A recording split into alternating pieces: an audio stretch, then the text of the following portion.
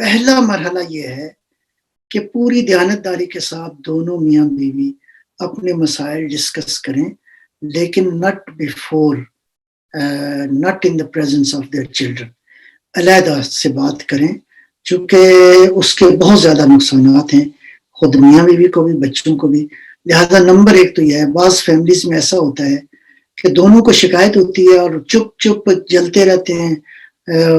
میرا مطلب ہے اندر ہی اندر کڑتے رہتے ہیں، اور مسائل کا حل نہیں ہوتا، یکدم دیکھتے ہیں کہ بات جو ہے وہ بہت بگڑ چکی ہے۔ لہٰذا سب سے پہلا مرحلہ یہ ہے کہ پوری محبت سے، پورے اس کے ساتھ رفاقت کے ساتھ میاں بیوی خود سے مسائل کو حل کریں، نمبر ایک۔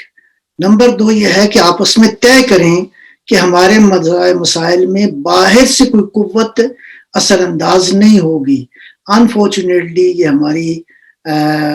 دیسی سوسائٹی کے اندر ایسا ہوتا ہے، رشتہ دار، بہن بھائی،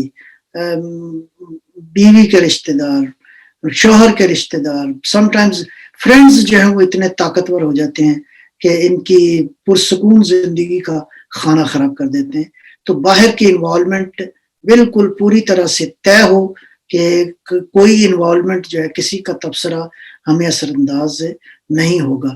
فرض کیا آپس میں میڈیشن کی، گفتگو کی، کنورسیشن کی، ڈائلاگ ہوا اور کوئی نتیجہ نہیں نکلا، تو ایسے میں پھر